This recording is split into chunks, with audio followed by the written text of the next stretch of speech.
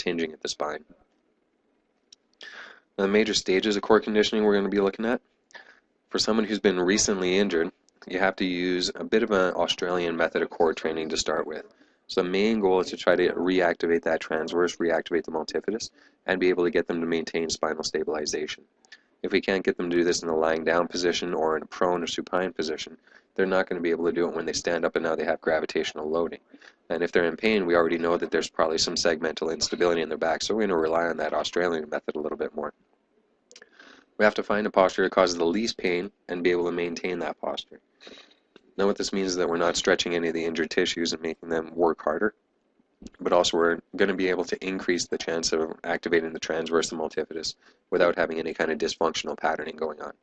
Remember, if there's pain, there's going to be muscle deactivation, so we have to find that position of non-pain. Work on keeping the core tight while performing movements at the hip and the shoulder. So we have to make sure that if we're moving, we're allowing the body to move just at the hip and just at the shoulder without deforming the spine. We can't have any kind of compensation patterns involving spinal motion happening.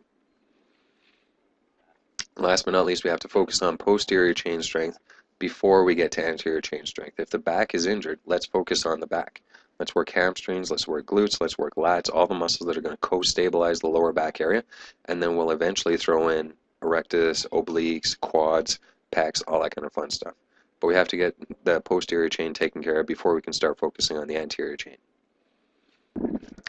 So here going through a couple of pelvic tilting options. This is a beginner stage going through any kind of spinal rehab. We got to make sure that the spine is able to move through range of motion and be able to figure out where the comfort levels are. So we want to make it move from terminal non-painful to terminal non-painful, from flexion extension.